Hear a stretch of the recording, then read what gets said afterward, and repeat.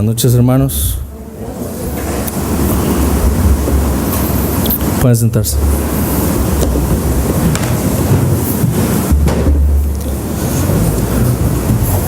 Abrimos nuestras Biblias.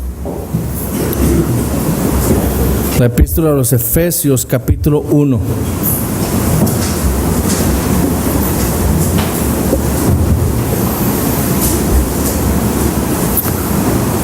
El pastor Ronnie predicó prácticamente hoy el mensaje, así que voy a hacer un repaso nada más entre la clase dominical y el sermón.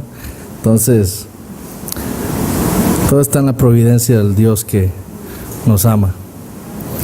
Vamos a leer los primeros 14 versículos. Efesios capítulo 1, y empezamos en el versículo 1.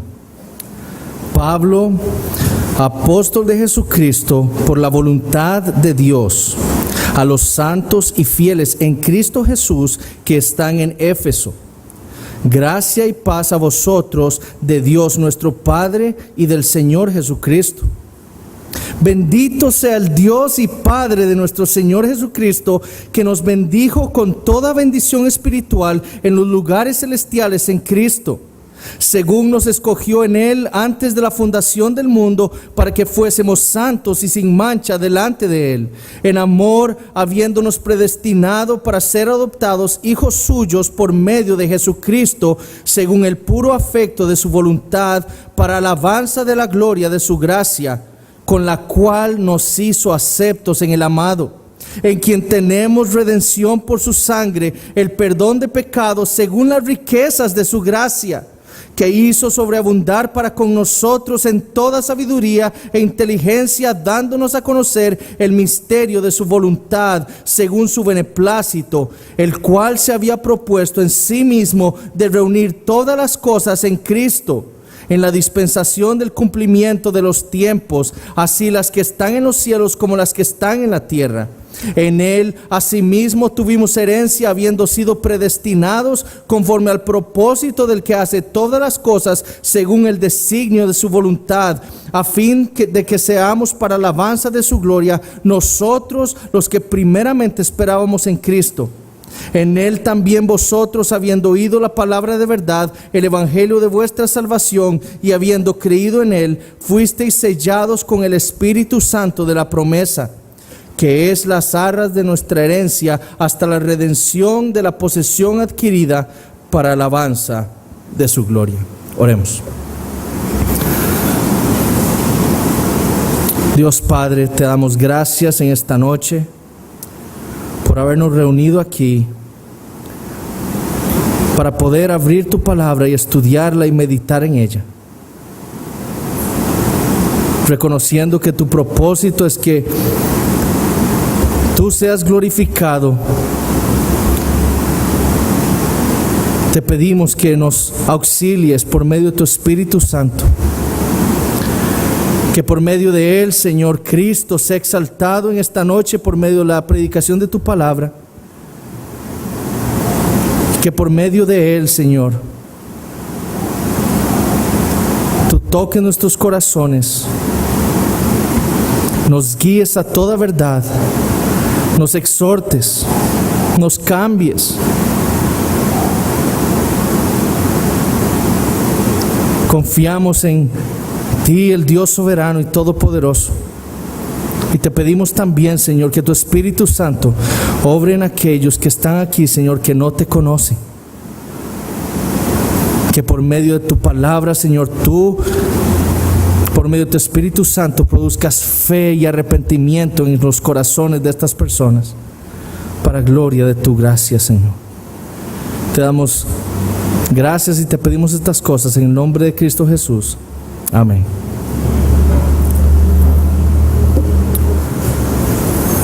Hemos estado estudiando entonces la epístola a los Efesios, y sabemos que Pablo escribió esta carta a estos creyentes en Asia Menor con varios propósitos.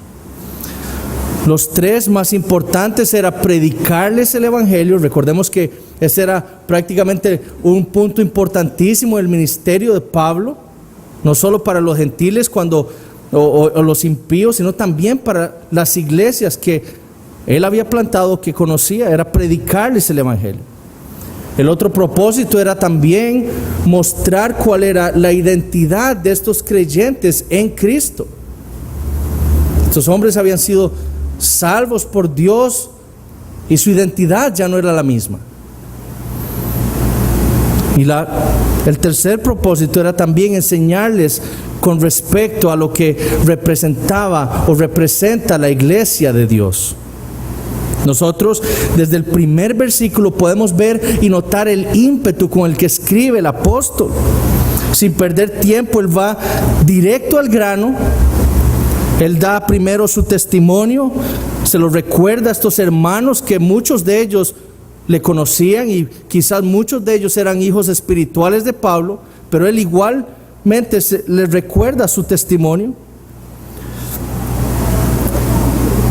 Y de ahí en adelante lo que hace Pablo es,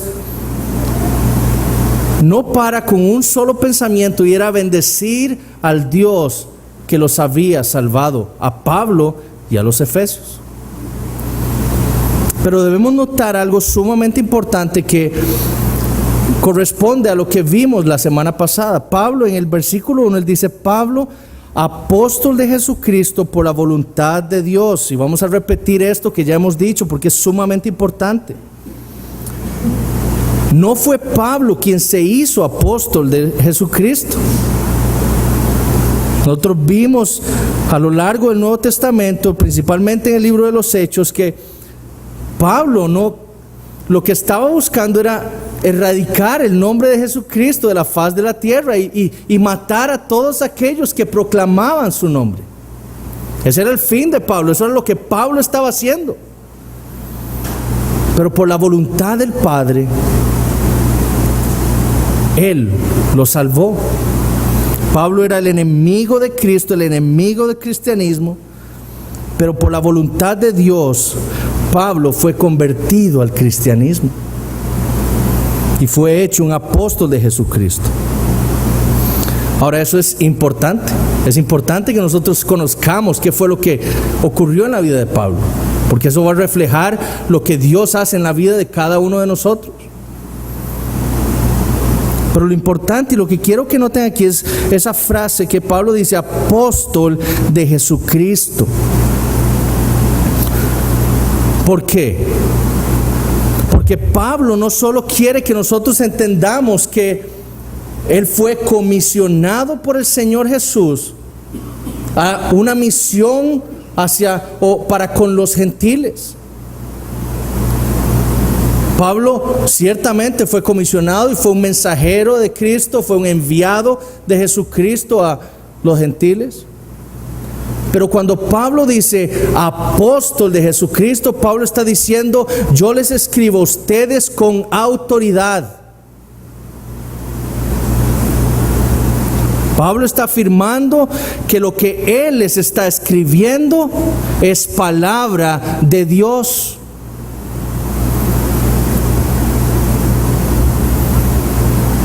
Entonces, todo el contenido de esta epístola debe ser tomado por estos creyentes en Asia Menor con toda seriedad.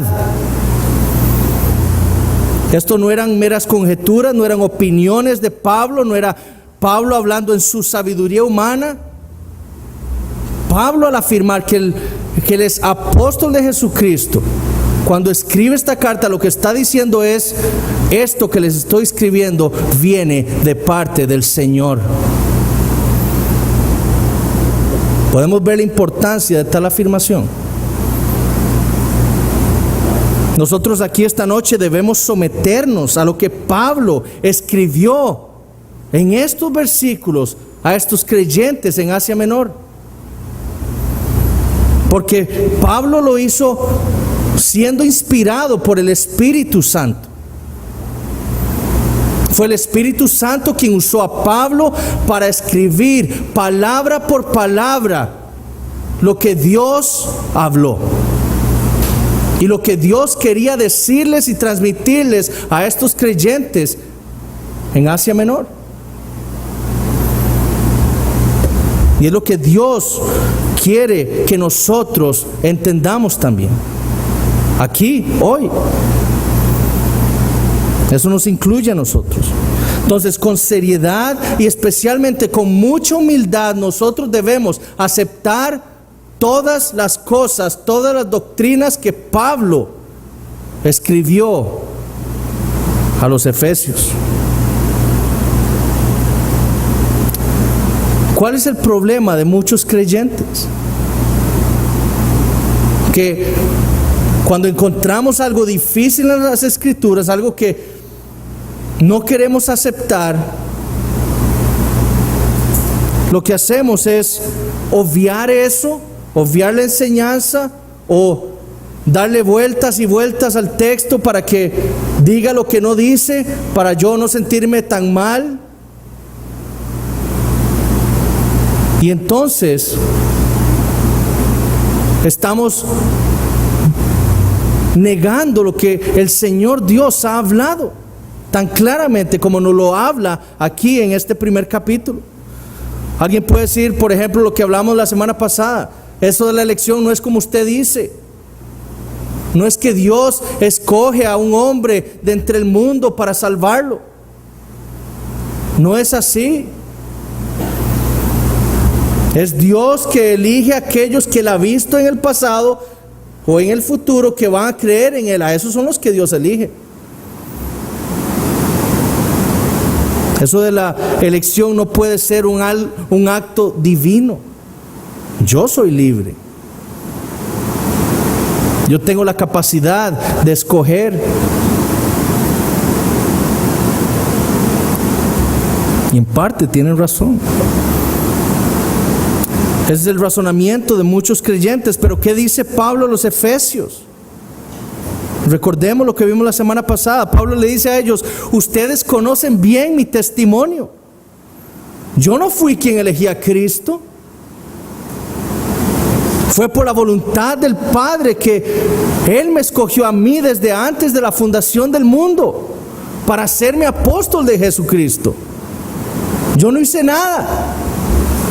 Yo estaba luchando contra Cristo cuando Él vino a mí y me salvó.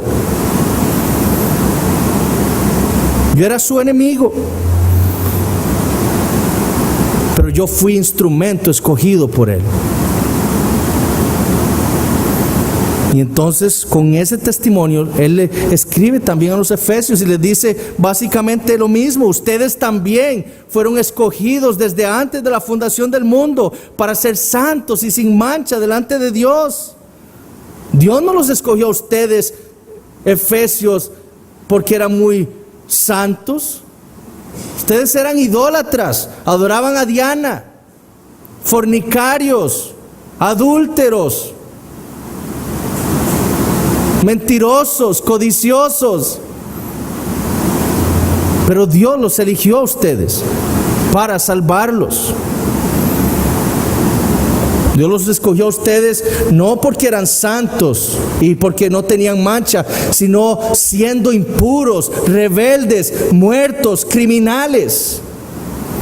Así fue como los escogió Dios.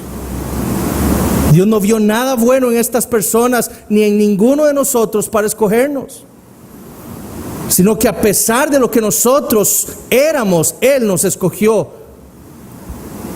en su gracia. Y cuando leemos un pasaje así, tenemos que aceptar que Pablo es sumamente claro en sus palabras. Según nos escogió en Él antes de la fundación del mundo. ¿Saben qué dice eso en griego? Según nos escogió en Él antes de la fundación del mundo. No hay cambio. Eso es lo que Pablo está diciendo. Que Dios nos escogió Él mismo, para Él, desde antes de la fundación del mundo, desde antes de crear el universo. Él nos escogió en Cristo para ser santos y sin mancha.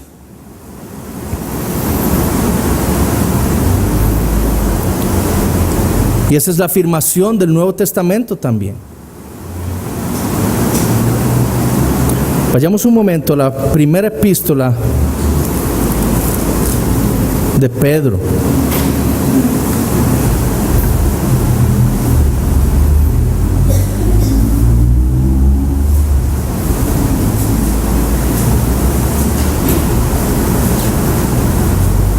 Lo que estoy haciendo es aumentando un poco más de lo que no dije la semana pasada, para que ustedes vean la coherencia y la unidad que hay en el Nuevo Testamento con respecto a la elección. Y Pedro dice en su primera epístola, versículos 1 y 2 del capítulo 1, dice: Pedro, apóstol de Jesucristo, de nuevo, es lo mismo que Pablo escribe, a los expatriados de la dispersión en el Ponto, Galacia, Capadocia, Asia y Bitinia. Escuchen: elegidos según la presciencia de Dios Padre en santificación del Espíritu, para obedecer y ser rociados con la sangre de Jesucristo, gracia y paz os sean multiplicados. Se comparen estos dos versículos con los primeros dos versículos de Efesios. Es prácticamente lo mismo que están diciendo estos dos hombres.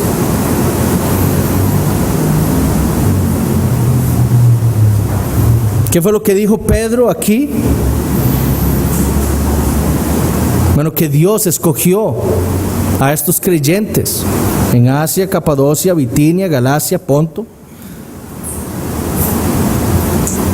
Y Pedro nos dice que lo hizo según su presciencia. Esa palabra es la palabra prognosis, o haciéndolo con un conocimiento anticipado. Pero noten que Pedro afirma que, como dijimos la vez pasada, que Dios tiene un conocimiento anticipado ¿de qué? De personas, no de acciones. Dios no ve en el futuro qué es lo que van a hacer estos hombres para elegirlos. No, Dios los ve en el futuro. Él los ha conocido desde antes, no a sus acciones, a ellos.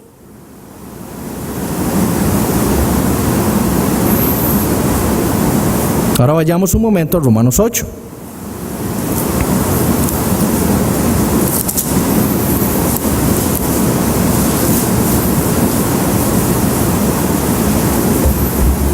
Versículo 29.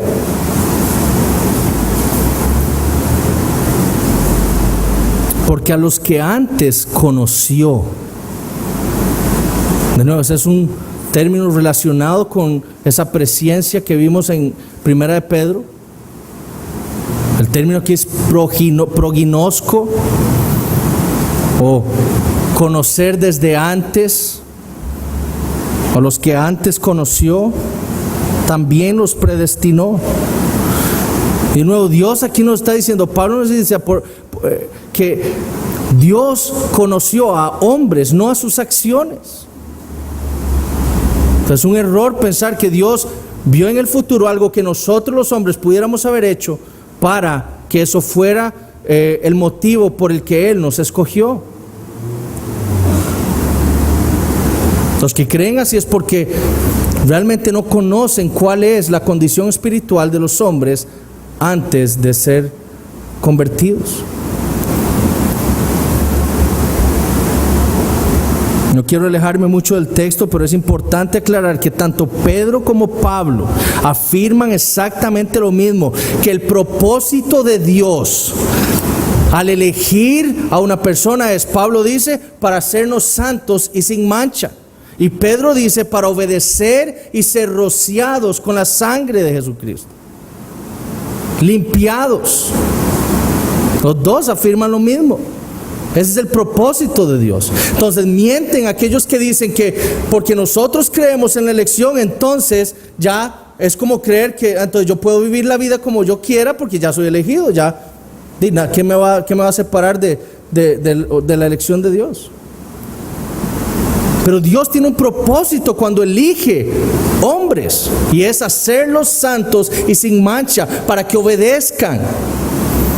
Y de nuevo, eso lo hace Dios porque lo que hace es darnos un nuevo corazón. Un nuevo corazón. Un corazón que ahora le ama a Él, que tiene la ley escrita en su corazón. Un corazón que ahora tiene al Espíritu Santo dentro de nosotros. Un corazón que le ama y que quiere obedecer. Entonces, si alguien dice ser un elegido, pero su vida es la misma que la de un demonio, Ese no es un elegido. Porque Dios ha elegido hombres y debe haber una evidencia de santificación, porque ese es el propósito de Dios cuando elige a alguien para salvación. Debe existir una evidencia de santidad, de una vida en el Espíritu. Entonces usted puede negar la doctrina de la elección, pero sepa, y por eso dije al principio la importancia de esa frase, apóstol de Jesucristo, sepa que negar la doctrina de la elección que es expuesta tan claramente en el Nuevo Testamento, usted está negando la palabra de Dios. Ahora volvamos a Efesios. Debemos entender que Pablo no les está escribiendo a los efesios sobre la doctrina para explicarles o hablarles de la doctrina de la elección para asustarlos o para preocuparlos. ¿Cómo creen ustedes que Pablo recibió la noticia de Ananías que Cristo lo había elegido a él para salvación? Con gozo. Y por eso fue a todo el mundo conocido para predicar a Cristo crucificado. Pablo quería que estos creyentes en Asia se llenaran de gozo al saber que Dios los había elegido por gracia a ellos para ser salvos, para ser santos y sin mancha.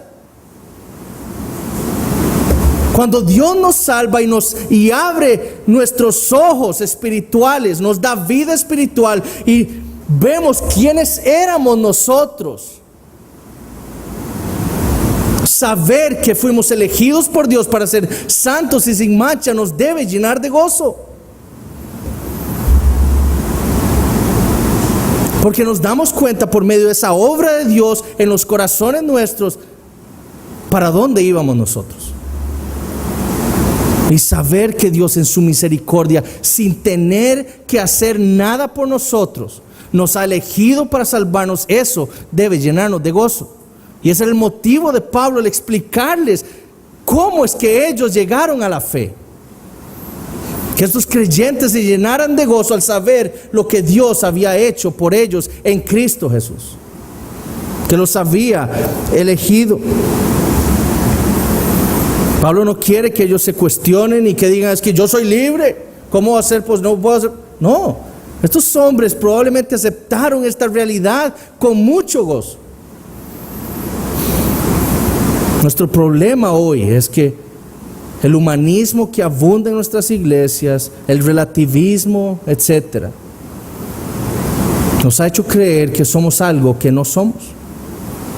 Entonces luchamos contra doctrinas como esta porque queremos aferrarnos a algo que no tenemos. Como creyentes debemos aceptar lo que Cristo dice a sus iglesias. Pero no solo nos dice Pablo que Dios nos eligió para ser santos y sin mancha, sino también para ser adoptados como hijos de Dios. Él nos ha adoptado para ser parte de su familia. Eso viene de esa elección que Dios hace en Cristo. Enemigos éramos antes, y Pablo va a decir en el capítulo 2, éramos extraños. Ahora no, ahora somos hijos, adoptados, pero hijos de Dios. Y eso es lo que Él ha hecho. Y todo esto, dice Pablo, lo ha hecho Dios, ¿para qué? Para la alabanza de la gloria de su gracia. ¿No es esto lo que esta doctrina produce en nosotros? ¿No queremos alabar al Señor cuando leemos este tipo de verdades de cómo fue que nosotros, cada uno de nosotros, llegamos a la fe? Por supuesto que sí. Pero Pablo tiene más cosas que decirnos. en este pasaje. Recordemos el versículo 3 al 14, es una sola oración. Pablo empieza meditando en el Evangelio, en lo que el Evangelio ha hecho en su vida, y no puede parar de alabar al Señor, no puede parar de decir todas las cosas por las cuales debemos bendecir al Señor, por todo lo que Él ha hecho por nosotros. Y le toman 11 versículos para decir todas estas cosas. Y ahora vamos a ver 3 cosas que Pablo afirma también deben ser causa de que nosotros, o por lo cual nosotros debemos bendecir a Dios. Empecemos entonces en el versículo 6. Él dice que Dios ha hecho todas estas cosas para la alabanza de la gloria de su gracia. Y escuchen, con la cual nos hizo aceptos en el amado.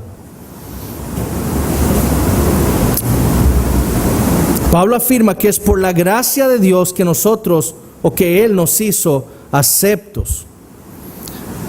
Ese término aceptos no está en el original. El original es la palabra de caritosen, que viene de caris, que es gracia.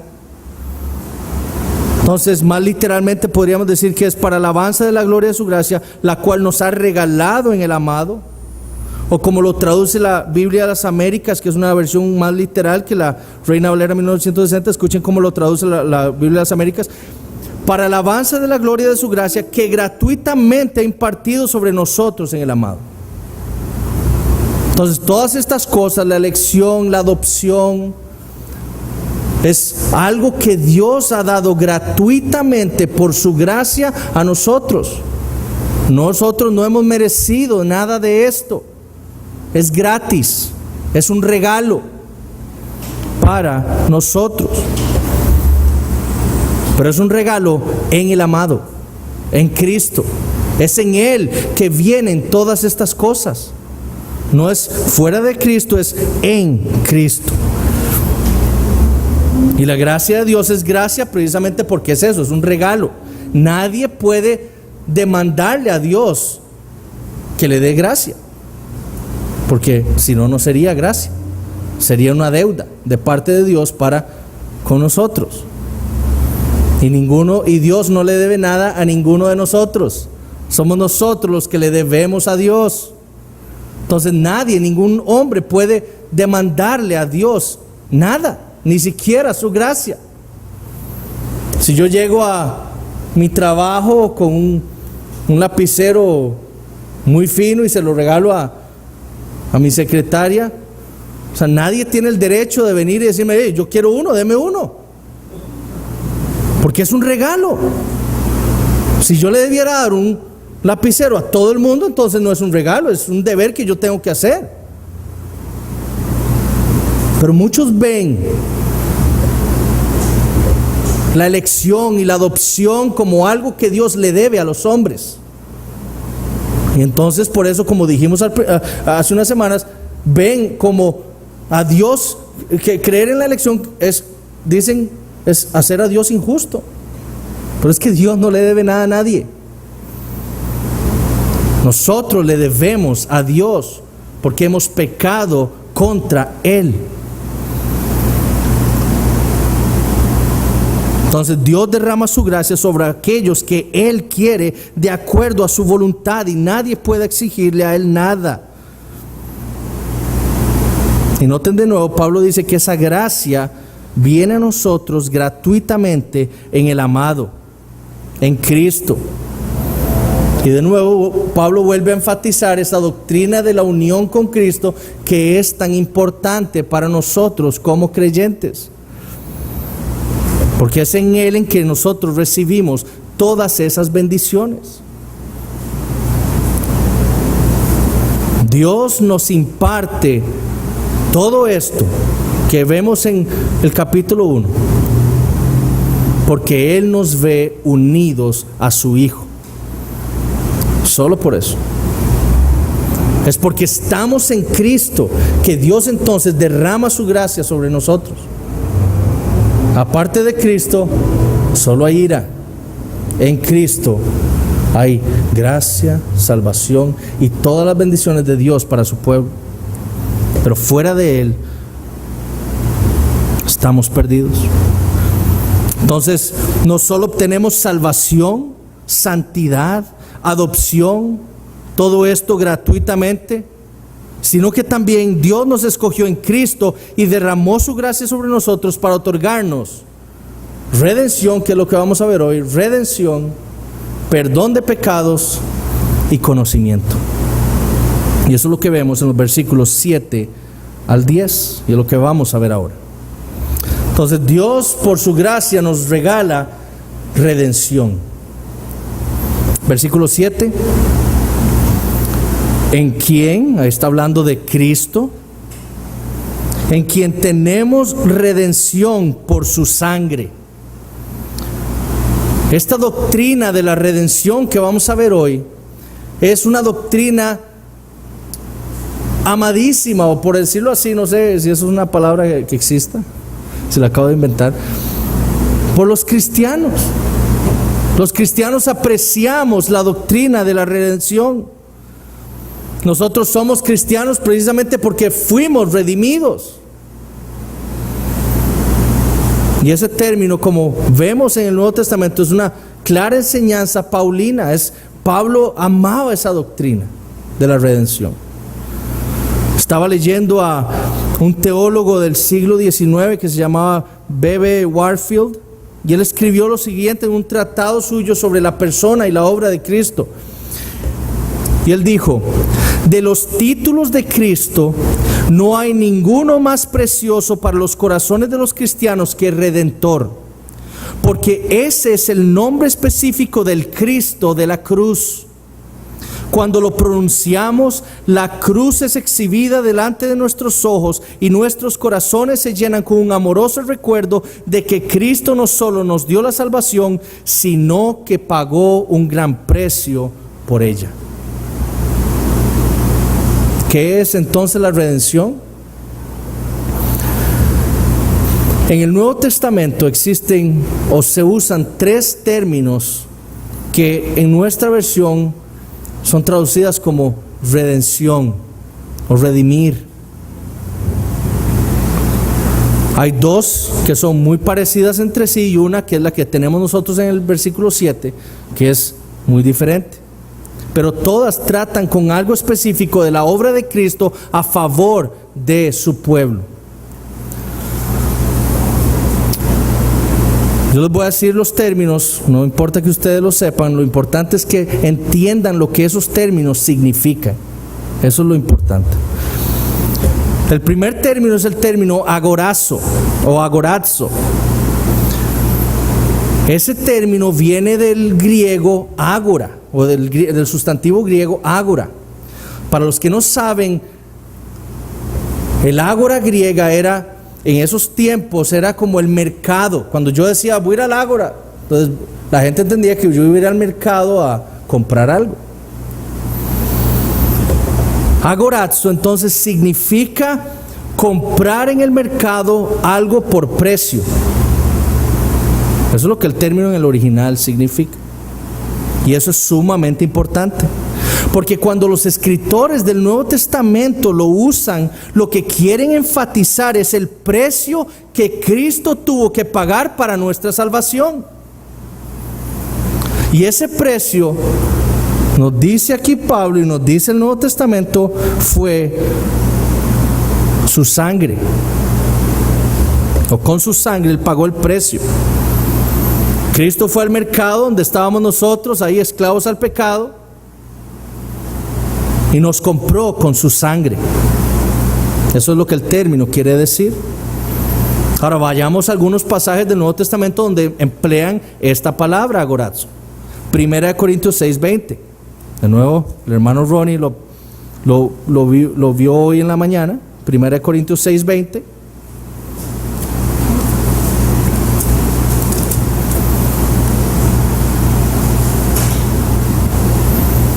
Porque habéis sido comprados por precio. Habéis sido comprados por precio. capítulo 7, versículo 23. Por precio fuisteis comprados. Redención implica que fuimos comprados por alguien con un precio. Y lo que el Nuevo Testamento nos dice es que Cristo nos compró a nosotros de donde estábamos por un precio, con su sangre. Apocalipsis capítulo 14.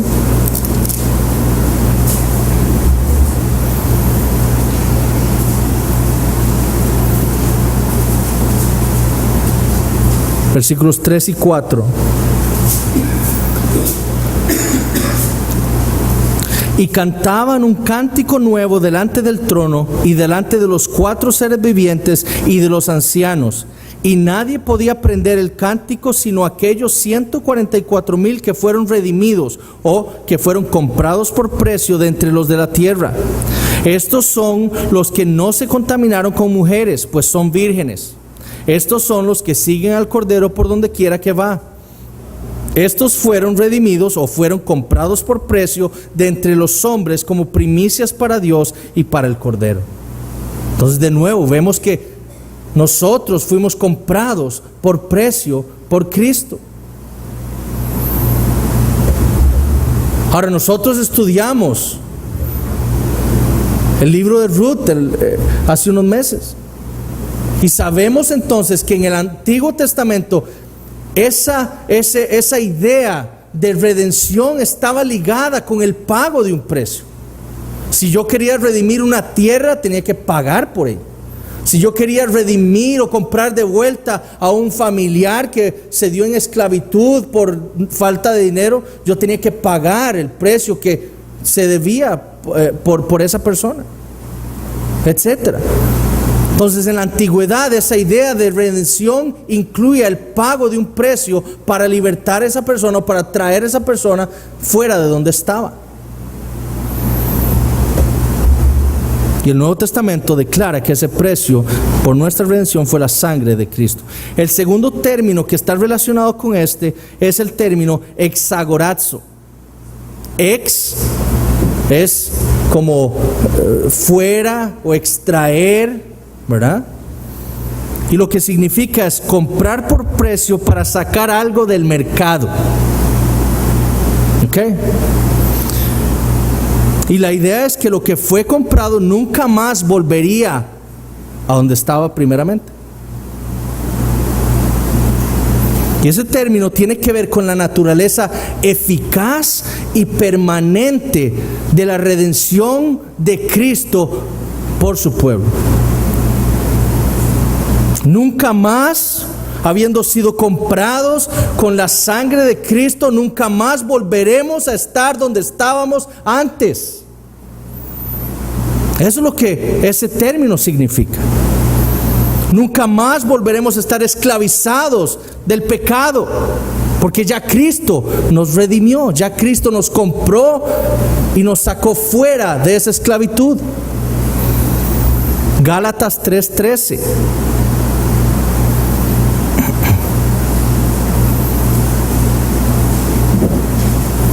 Cristo nos redimió, ese es el término exagorazo, de la maldición de la ley. Cristo nos compró con su sangre para que nunca más estuviéramos bajo la maldición de la ley. Un capítulo después, Gálatas 4, versículos 4 y 5. Pero cuando vino el cumplimiento del tiempo, Dios envió a su Hijo, nacido de mujer y nacido bajo la ley, para que redimiese, ese es el término exagorazo ahí, a los que estaban bajo la ley. Cristo entonces nos compró por precio para sacarnos y para que nunca más estuviéramos bajo la condenación de la ley. Esa es la perfecta redención que obtienen los creyentes en Cristo. Nunca más volveremos a estar donde estábamos antes, porque Cristo nos sacó de ahí, pagando con su sangre. No hay nadie que pueda decir, ok, entonces yo voy a pagar más que lo que Cristo pagó para agarrar a este hombre y llevarlo otra vez a la esclavitud del pecado. Porque no hay nadie que pueda ofrecer nada más valioso que la sangre de Jesucristo. No hay precio más alto que eso. Entonces no hay nadie que pueda volvernos a comprar para llevarnos a donde estábamos. Esa es la dignidad, el valor, el tesoro que es Cristo Jesús y lo que hizo por nosotros. Él nos sacó de ahí. Y el tercer término es el que nosotros tenemos en Efesios 1:7, que viene del verbo luo, que es liberar o desatar. Y el término que tenemos ahí es apolutrosis. Y lo que significa es obtener libertad por medio del pago de un precio. Obtener libertad por medio del pago de un precio. Es decir, lo que Cristo logró por nosotros fue la libertad del pecado por medio de su muerte, o pagando el precio con su muerte. Veamos Tito 2:14.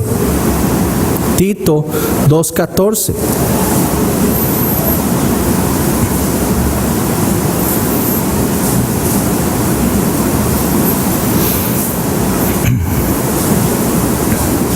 Quien se dio a sí mismo por nosotros para redimirnos, ese es el término apolutrosis, o para libertarnos por precio de toda iniquidad o de todo pecado, y purificar para sí un pueblo propio, celoso de buenas obras. Mateo 20:28. Como el Hijo del Hombre no vino para ser servido, sino para servir y para dar su vida en rescate por muchos. O para dar su vida, para dar libertad, pagando un precio por muchos. Y el pasaje que quiero que veamos hoy es 1 de Pedro, capítulo 1, versículos 18 y 19. 1 de Pedro 1, 18 y 19.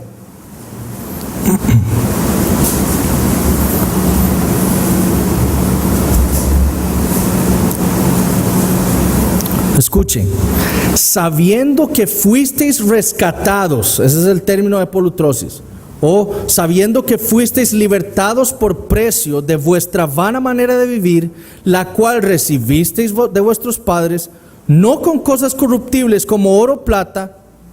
O sea, nosotros fuimos libertados por precio, no porque alguien pagó oro o plata, eso no vale nada, sino con la sangre preciosa de Cristo, como de cordero sin mancha y sin contaminación. Fuimos libertados por precio con la sangre de Cristo, cordero sin mancha. O como le dijo Pablo a la iglesia en Éfeso en Hechos 20:28, por tanto, a los ancianos les dice: por tanto, mirad por vosotros y por todo el rebaño en que el Espíritu Santo os ha puesto por obispos, para apacentar la iglesia del Señor, la cual Él ganó. Y el término ahí no es apolutrosis, pero es el término que significa comprar. La cual Él compró por su propia sangre. Y este versículo lo digo, ¿por qué? Porque hay unos que dicen que no, Cristo no, esa redención que logramos en Cristo no fue por el pago de un precio. Fue una simple liberación.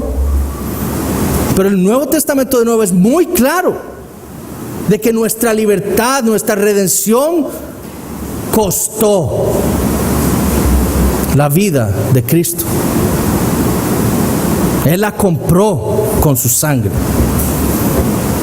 Ahora debemos hacernos una pregunta muy importante. Y si ustedes, si son como yo, probablemente ya se la hayan preguntado.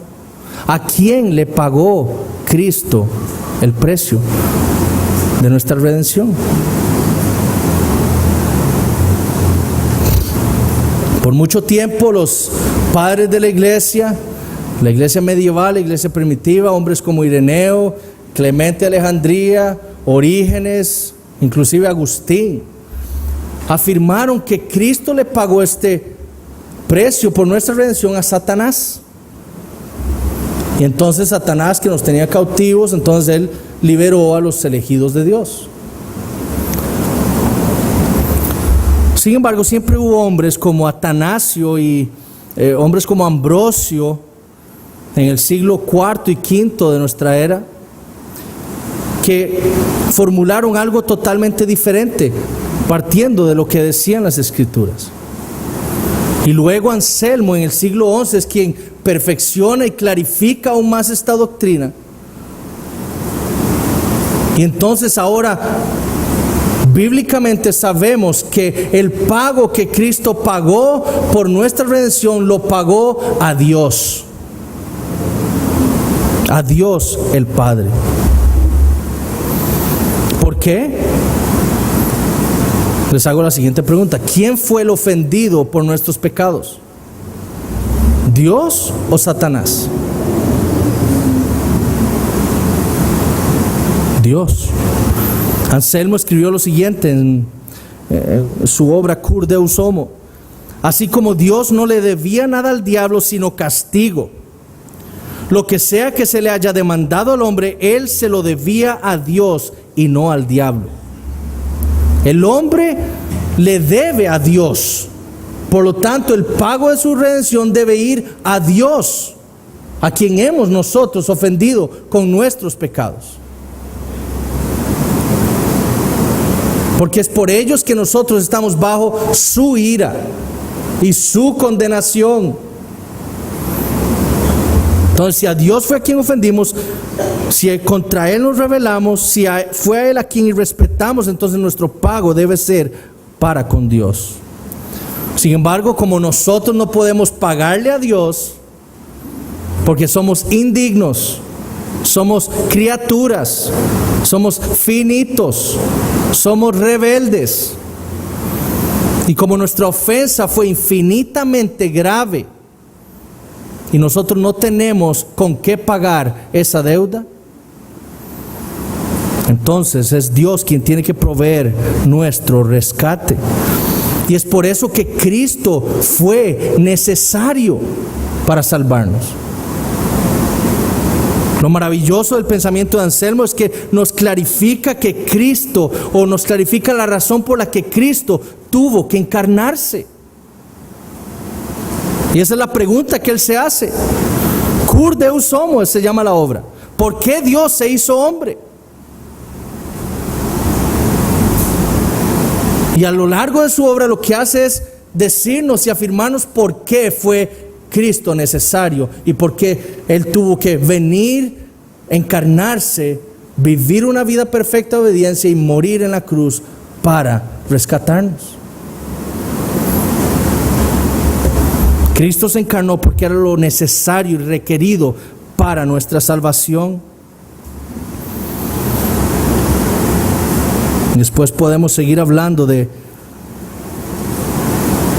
esta doctrina. Pero veamos el segundo beneficio que obtenemos por medio de la gracia del Señor: el perdón de pecados. Versículo 7.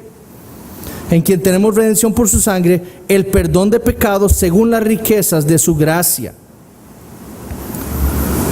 En Cristo, en Él o en el amado, obtenemos no solo la libertad del pecado, de la condenación, de la maldición de la ley, sino también obtenemos el perdón de nuestros pecados.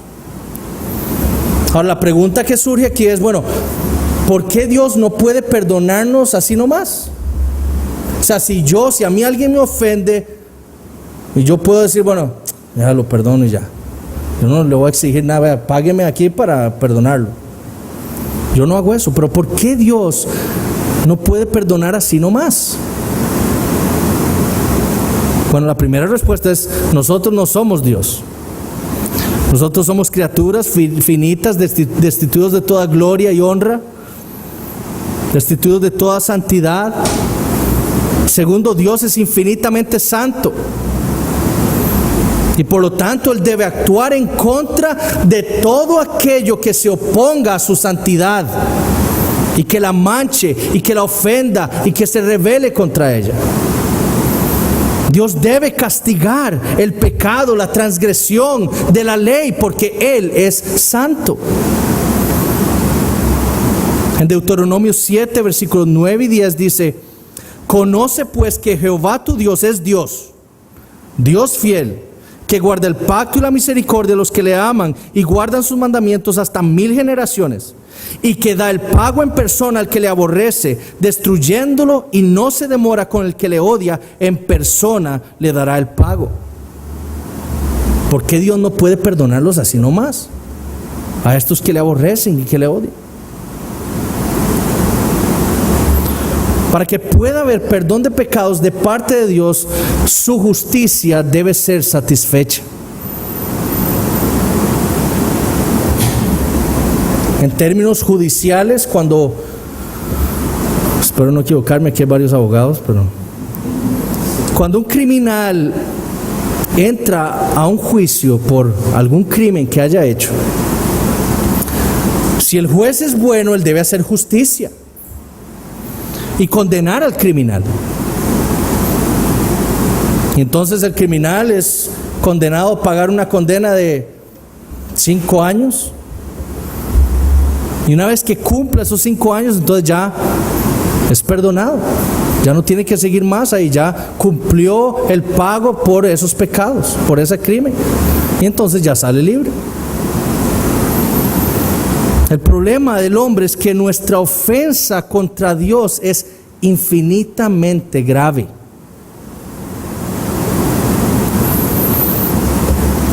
Hemos ofendido la infinita santidad de Dios.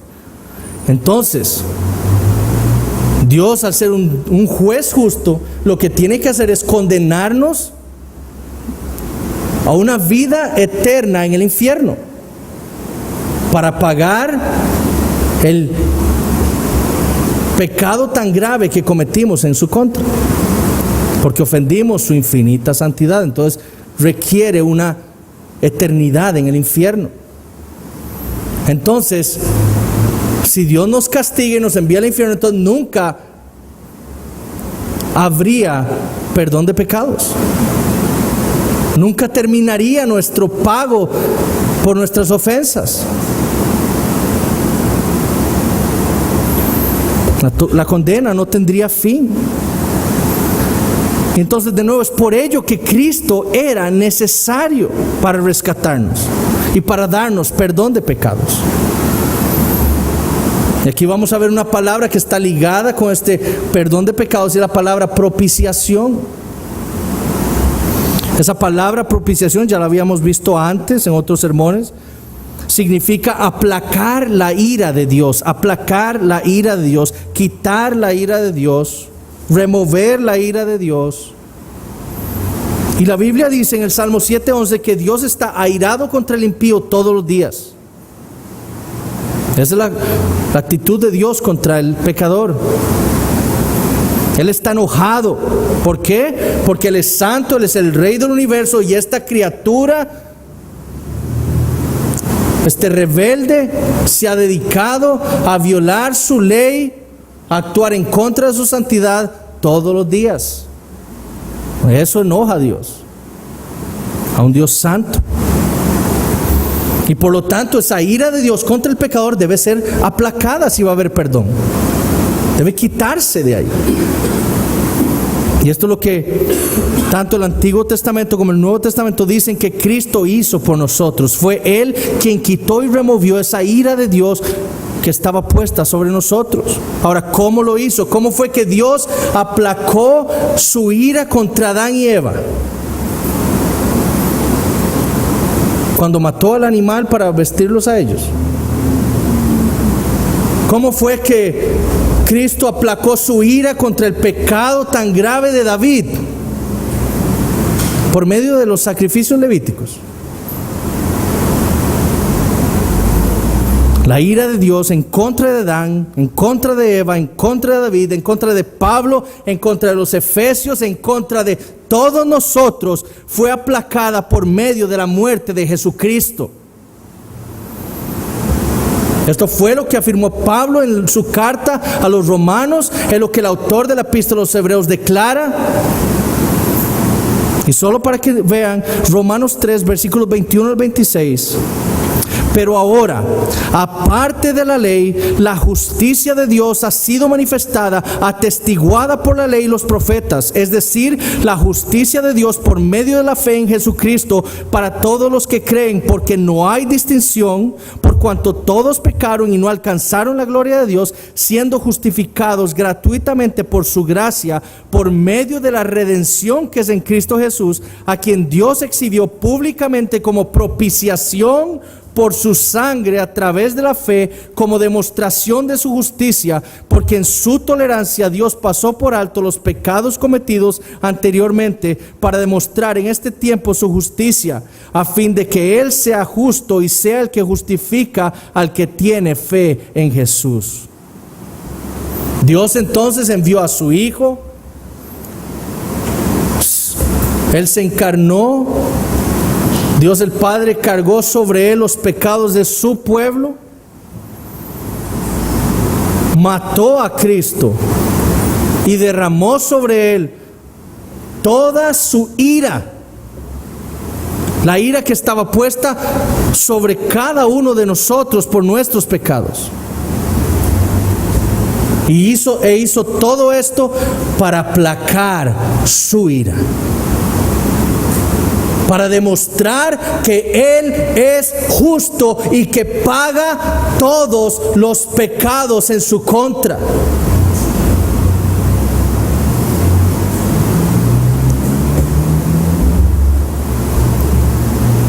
Todos los pecados que sean cometidos en contra de Dios van a ser retribuidos por parte de Dios. Los que están en el infierno, ellos mismos lo experimentarán. Y los que estamos en el cielo, en Cristo, fueron castigados nuestros pecados. Pero no hay un solo pecado que quede sin pago, que quede sin castigo. Para Dios hubiera sido imposible perdonarnos si no hubiera habido una satisfacción de su justicia. Si Él hubiera dicho, bueno, los voy a perdonar, ellos me ofendieron, los voy a perdonar, sería injusto y no sería Dios. Pero como Él es perfectamente justo, Él tuvo que castigar todos los pecados de su pueblo, de estos hombres que Él había elegido desde antes de la fundación del mundo, en Cristo. Y vemos ahí el plan de Dios. Vemos la sabiduría de Dios para tratar el pecado, para quitarlo en Cristo. En Cristo vemos la sabiduría de Dios en su obra perfecta. Su ira fue propiciada en Cristo. Entonces podemos ver que el perdón de nuestros pecados no fue sencillo para Dios. Le costó muchísimo al Padre perdonarnos. Le costó la vida de su Hijo.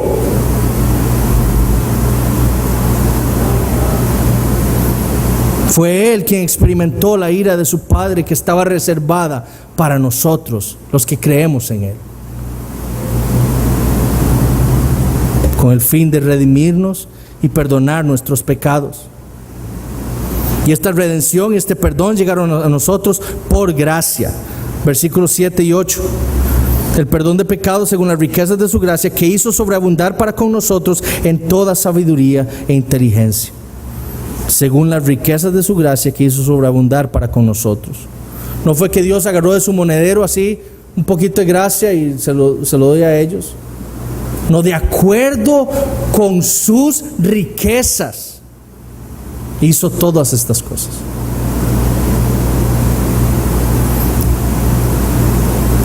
Tercero, ya para terminar, obtenemos conocimiento. Leamos versículos 8 al 10. En toda sabiduría e inteligencia, dándonos a conocer el misterio de su voluntad según su beneplácito, el cual se había propuesto en sí mismo de reunir todas las cosas en Cristo, en la dispensación del cumplimiento de los tiempos, así las que están en los cielos como las que están en la tierra.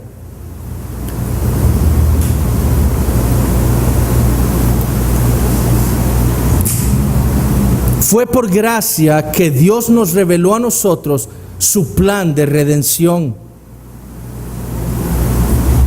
Ese misterio, la Biblia cuando habla de misterio, habla de algo que estaba oculto en el pasado, pero que ahora es revelado, expuesto, manifiesto. Dios, en su gracia, nos ha dado el conocimiento de cuál es su plan de redención. No solo para con nosotros, sino el plan de redención para el final del tiempo.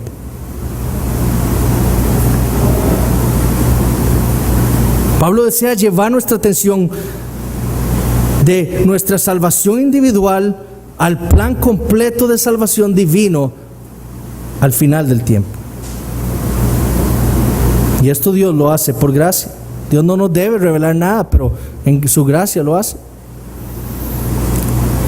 Dios desea revelarnos, darnos conocimiento de cuál es su voluntad,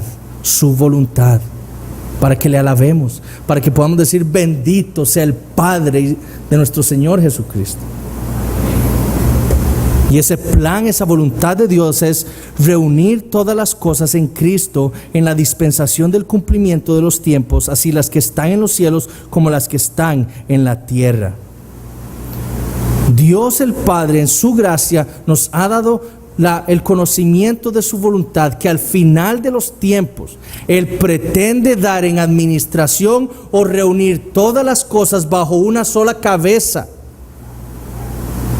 que es Cristo.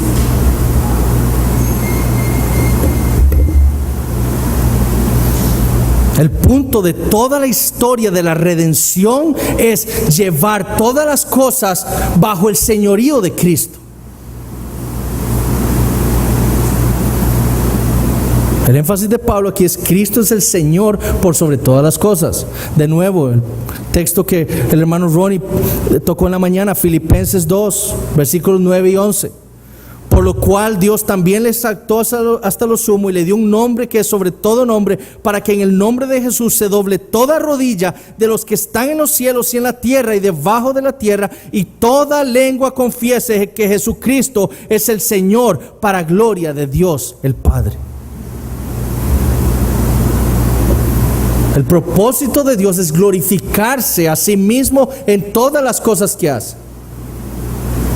Y en su plan de redención es glorificarse exaltando lo sumo a Cristo y entregándole a Él todas las cosas, para que todo esté bajo su señorío y que todos digan: Cristo es Señor. Y en su gracia Él ha querido revelarnos ese conocimiento. Nos llena de gozo que Dios les haya querido revelar eso. Ok. Él quiere llenarnos de gozo y esperanza.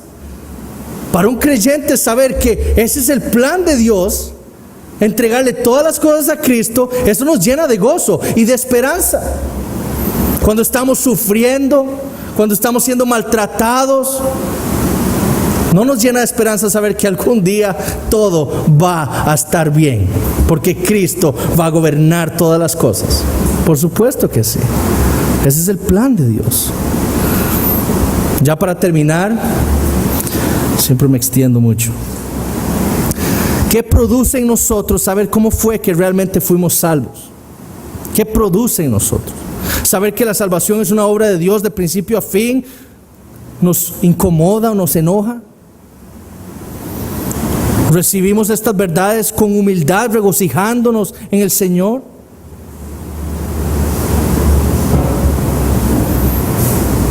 La verdad es que nuestra salvación es la obra de Dios. Y empieza cuando Dios nos elige por su voluntad o en su voluntad, en su sabiduría, nos elige en Cristo a nosotros. Antes de la fundación del mundo. Y Dios diseñó la redención o la salvación de su pueblo de tal manera de que nadie se gloríe, de que nadie vaya a robarle la gloria a Él. Para que nadie se jacte en su presencia y para que Él, el que se gloríe en el Señor, como también leímos hoy en la mañana. Nadie va a llegar al cielo y va a decir: yo estoy aquí porque yo hice algo para entrar al cielo. El que llega al cielo va a decir: estoy aquí por la gracia inmerecida de Dios. Nada más. Pablo experimentó gran gozo cuando supo que Dios lo había escogido a él. Y nosotros, esta doctrina nos debe llenar también de gozo a nosotros. Saber que yo, un pecador como tan bárbaro como era, y Dios me eligió a mí, mereciendo el infierno. Y Él me eligió a mí para salvarme y hacerme un santo y sin mancha. Eso debe llenarme de gozo. Segundo, ¿conocemos nosotros realmente cuál es nuestra identidad? Bien decía el pastor Ronnie en la mañana que el problema es que muchos de nosotros desconocemos cuál es nuestra verdadera identidad. Y andamos buscando una identidad mundana. Pero Pablo quería que estos creyentes en Asia Menor entendieran que su identidad no estaba en el mundo. Su identidad estaba en Cristo. Nuestra identidad, hermanos, está en Cristo. Y nuestra identidad en este pasaje, o como lo expresa este pasaje, es la siguiente: somos libres y somos esclavos. Las dos, no hay contradicción. Somos hijos y somos esclavos, no hay contradicción. Esa es nuestra identidad en Cristo. Antes de que Dios nos salvara, nosotros éramos esclavos del pecado. Lo único que queríamos hacer y lo único que hacíamos era pecar contra Dios. Toda nuestra energía la empleábamos para luchar contra el Señor. Pero por gracia Dios nos ha libertado en Cristo. Nos ha hecho libres de ese dominio que el pecado tenía sobre nosotros. Somos libres entonces, esa es nuestra identidad. No nos podemos dejar dominar por nuestra carne, porque somos libres en Cristo. El propósito de Dios en nuestra salvación es para que nosotros hagamos buenas obras, porque Él eso fue lo que preparó de antemano para que nosotros anduviésemos en ellas, como dice Efesios 2:10, para glorificarlo a Él en todo lo que hagamos. Ahora, es así como vivimos nuestra vida, reconociendo que hemos sido libertados del pecado. Todavía estamos ahí luchando, dejándonos llevar por el dominio del pecado. Pero también nuestra identidad nos dice que somos esclavos. Como vimos, muchos pasajes en el Nuevo Testamento nos dicen que nosotros éramos esclavos del pecado, que el pecado era nuestro amo y Señor, a Él servíamos. Sin embargo, Dios en su gracia envió a su Hijo para alejarnos de ese señorío. Él nos compró y ahora somos esclavos de otro amo, el mejor amo que puede tener alguien: Cristo. A muchos no les gusta este lenguaje. Yo recuerdo un familiar que me dijo: yo no soy esclavo de nadie, cuando hablábamos de ser esclavos de Cristo. Pero es el lenguaje de la Biblia. Pablo decía ser un siervo de Jesucristo. Los apóstoles dicen ser siervos de Jesucristo. Ese término es el término doulos, es esclavo. Ellos admitían y se regocijaban en la idea de ser esclavos de Jesús. Y eso es lo que habla todo el Nuevo Testamento. Somos esclavos. La salvación que Dios nos ha regalado no solo nos ha hecho hijos adoptados, sino nos ha hecho esclavos de Cristo también. Y esa es la verdad, y esa verdad tiene grandes implicaciones para cada uno de nosotros. Porque si decimos que Cristo es nuestro Señor, entonces debemos obedecer todo lo que ese Señor nos diga que debemos hacer. Todo lo que Cristo ordena, debemos hacer. Ciertamente nosotros desobedecemos y pecamos, pero no puede haber un creyente que cuando se le expone claramente lo que Cristo le ordena hacer, él diga: no lo voy a hacer. No puede haber un creyente que haga tal cosa. ¿Qué hizo David? David pecó terriblemente, adulteró y asesinó a un hombre para ocultar su pecado. Pero cuando Dios le lleva a él a Natán, ¿qué hace? Y Natán le muestra el gran pecado cometido contra Dios. ¿Qué hace? Se arrepiente. No puede haber una persona que diga ser creyente y cuando el Señor le dice, tiene que hacer esto, no lo haga. Porque Él es nuestro Señor. Debemos entender eso.